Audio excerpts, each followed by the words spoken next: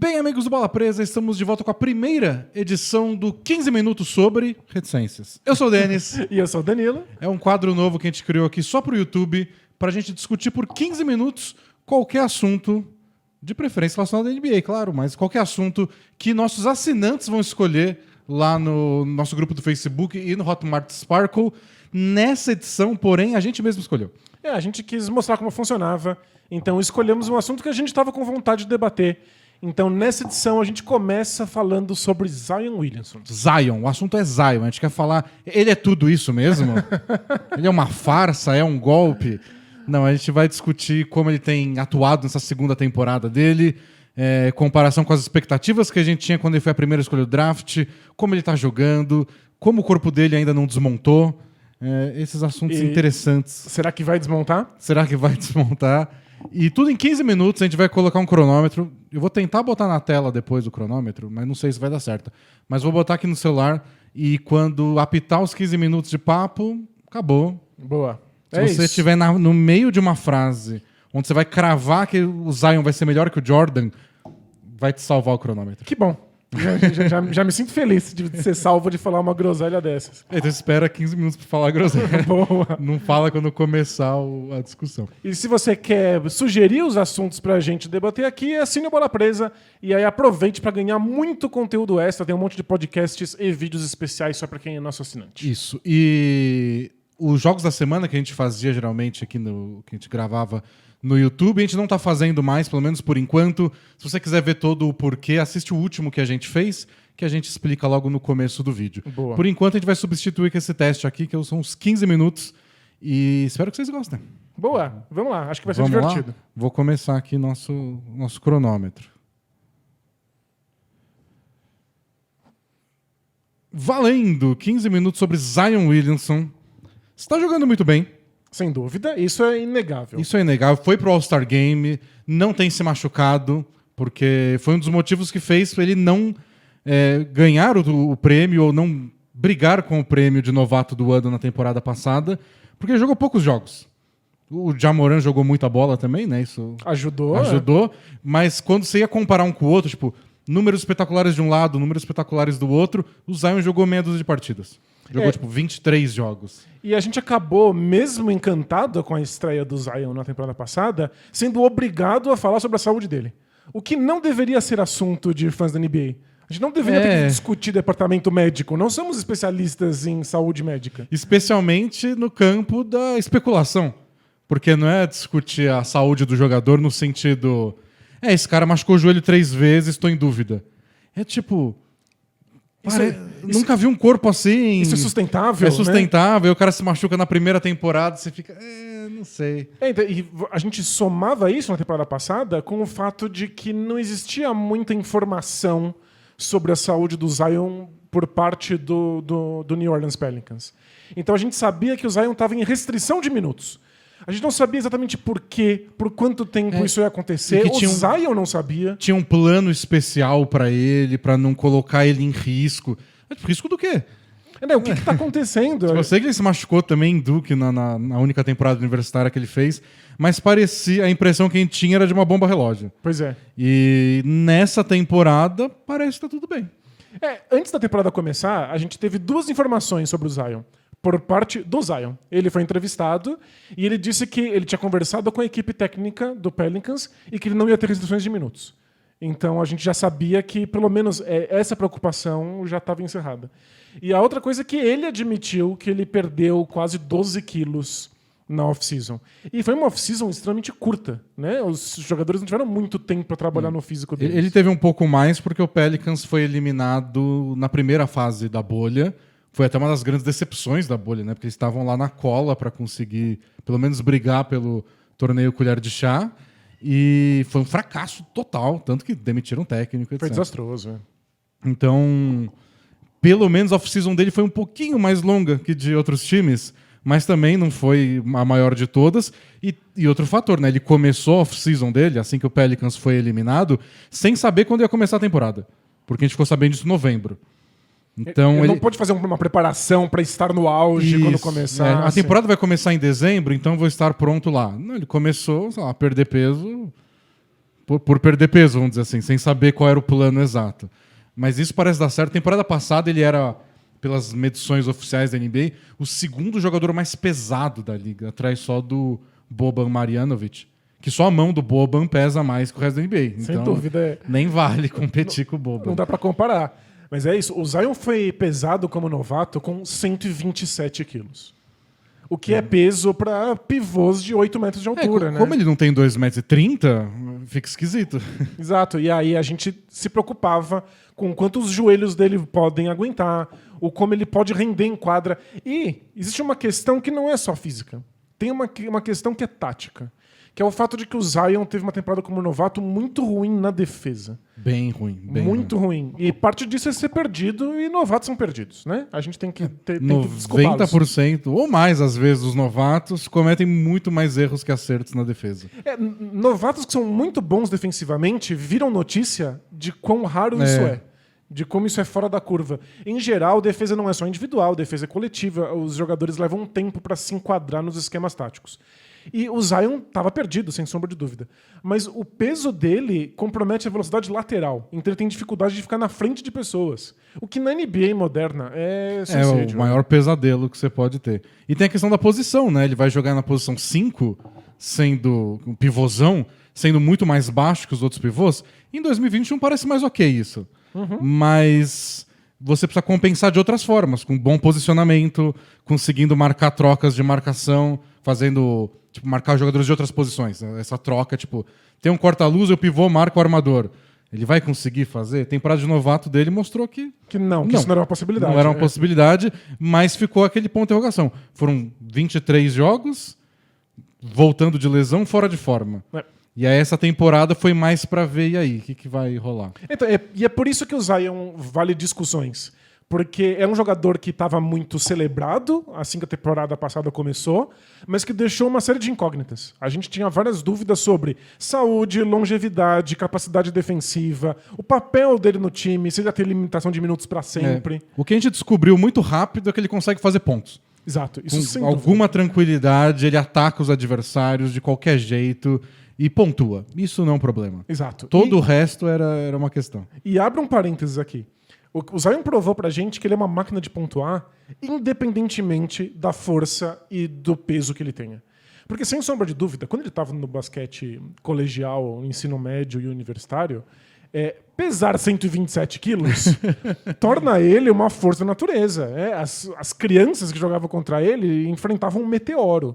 Então ninguém conseguia ficar na frente dele em hipótese alguma, e ele tinha um jeito de pontuar.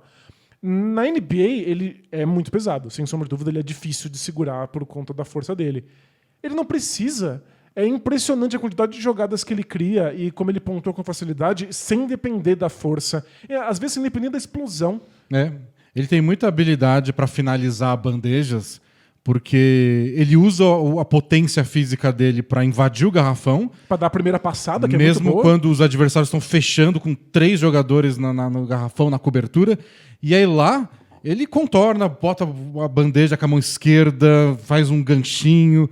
Ele tem recursos técnicos para além da força, embora ele use a força para criar esse ataque inicial. Exato, né? Ele dá esse impulso em direção ao garrafão e lá ele inventa coisas que não dependem da força dele, do peso dele. Aliás, eu acho essa a grande diferença do Zion da temporada passada de novato para essa, o quanto ele está atacando a cesta, com a bola na mão. Temporada passada a gente via muitas jogadas que eram o Zion vindo em movimento e aí alguém soltava a bola para ele, porque a ideia era justamente pegar a potência física. Então ele já está atacando a cesta, geralmente ele fazia uma meia-lua, assim, ele saía da zona morta e vinha correndo e recebia a bola em direção à cesta. Mas você depende de um passe preciso, do ângulo do passe, do entrosamento, da corrida com o passe. Não era sempre fácil de envolver ele. Nessa temporada, especialmente, sei lá, depois dos primeiros 15 jogos aí do Pelicans, que eles não foram muito bem, o Stan Van Gundy, que é o técnico Pelicans, botou a bola na mão dele e falou, ataca. Se você quiser levar a bola da defesa para o ataque e lá você decide o que fazer, faz. Senão o Brandon Ingram leva a bola, o Lonzo Ball leva a bola, lá entrega, e aí é ele contra alguém. Às vezes faz um pick and roll com um dos pivôs, às vezes um pick and roll com o Brandon Ingram, é mais raro. ou só abre todo mundo e fala, vai você no mano a mano. E nos relatórios dele, antes dele ser draftado pela NBA, se falava muito sobre o poder dele no garrafão, de como ele finalizava as jogadas, de como ele era explosivo. E aí lá nas notinhas finais tem excelente visão de jogo para sua idade. Bate a bola e tem controle de bola muito maior do que é esperado para sua posição.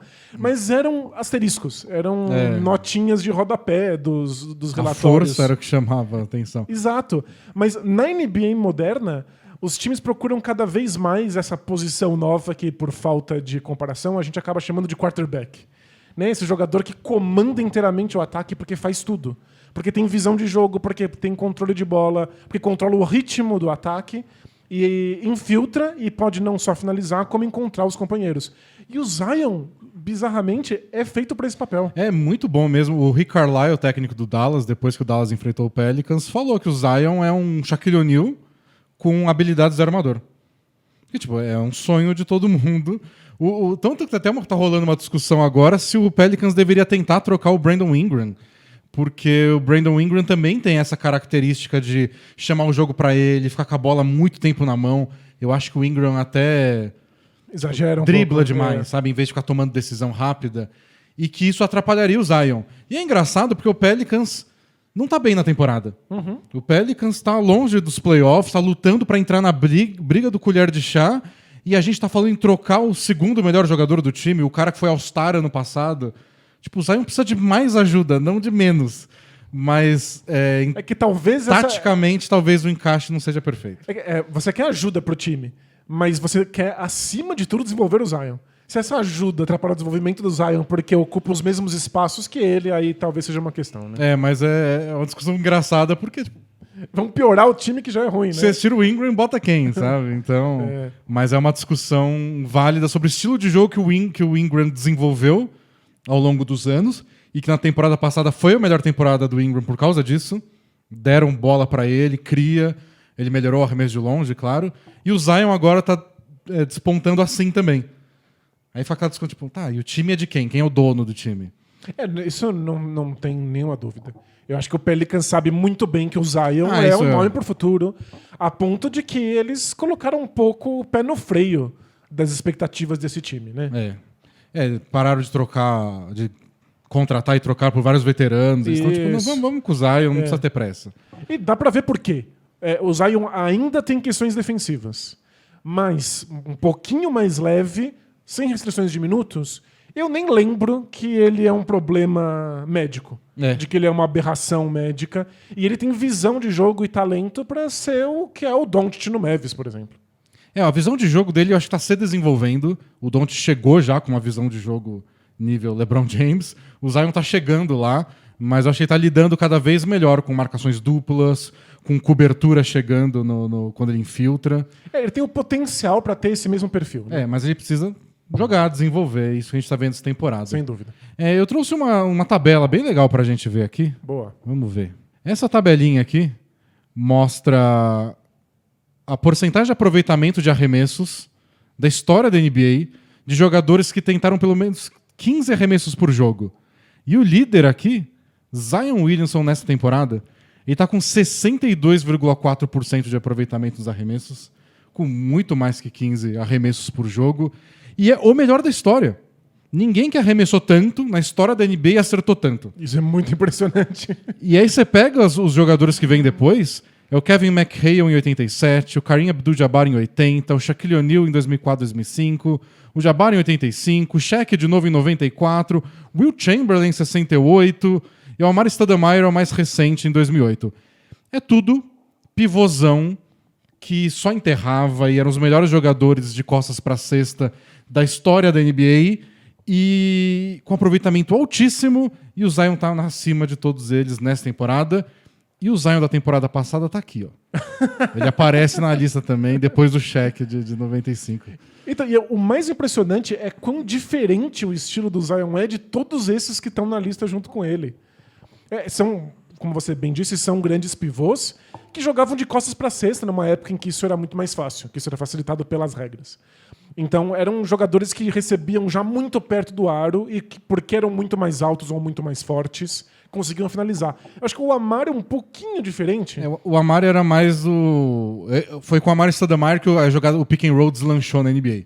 Então ele recebia a bola de frente para a cesta para atacar um pouco mais como o Zion, mas o Zion costuma levar a bola. O Amaro Stoudemire recebia o passe do Nash e ia lá e atacava. Era impressionante. Não, sem dúvida, e muito forte, muito explosivo. De um talento absurdo, mas a gente não vê ninguém com isso. Talvez o estilo mais parecido com o do Zion aqui são essas 2 temporadas aqui, que tá em vermelhinho, que é o Charles Barkley em 87, 88 Faz sentido. E 88, 89. O Charles Barkley era um pouco mais estilo Zion de ser um pouco mais baixo que os jogadores de garrafão da época, muito forte, muita potência física. Carregar mais a bola. Mais habilidade de drible.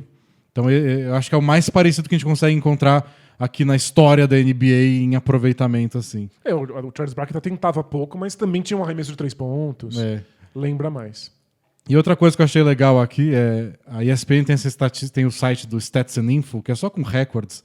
E procura Zion na conta deles e você vai ter um festival de estatísticas muito forçadas até, com recordes de combinação de pontos e aproveitamento. Então, Zion chegou ao 24º jogo consecutivo com pelo menos 20 pontos e 50% de aproveitamento. Tá de empatar com o Shaquille O'Neal com a maior sequência desde que a gente começou o relógio de 24 segundos. Você fala que é forçado porque é uma combinação muito específica de coisas, né? Tem que ser 20 pontos com 50% de aproveitamento. 75 pontos, 10 rebotes, 10 assistências e 70% de aproveitamento em 2 jogos seguidos nos últimos 35 anos. Quem fez isso? Zion, Giannis 2 vezes, Shaq, Pippen e Jordan. Uau. E aí você vai indo, é só isso.